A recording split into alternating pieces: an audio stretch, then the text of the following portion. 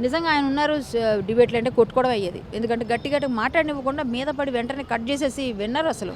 అట్లా ఉండేది. అంటే ఆయన అంత ఇది దీనితోనే ఇప్పుడు ఇంతమంది కూడా బాధపడుతున్నారు. ఎందుకంటే మాకు మీడియా క్లాస్ ఒక విధంగా అంటున్నారు. ఎందుకంటే ఆయన పిలవగానే వచ్చేవారు.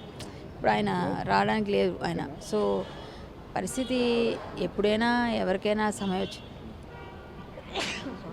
నాకు జలుబు ఉంది. ఎవరికి ఎప్పుడు సమయం వస్తే వాళ్ళు వెళ్ళిపోతారు. పోయిన వాళ్ళందరూ మంచోళ్ళు, ఉన్నోళ్ళు పోయినోళ్ళ తీపి గుర్తులు అంటాం. అదే నేను ఎప్పుడు చెప్తూ ఉంటాను. సో ఆయన వెళ్ళిపోయారు. ఆయన ఫ్యామిలీ అంతా మాకు బాగా అనుబంధం.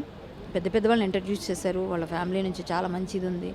మా తమ్ముడు వాళ్ళ అబ్బాయి కలిసి చదువుకునేవారు కాబట్టి నాకు వాడు బాగా తెలుసు.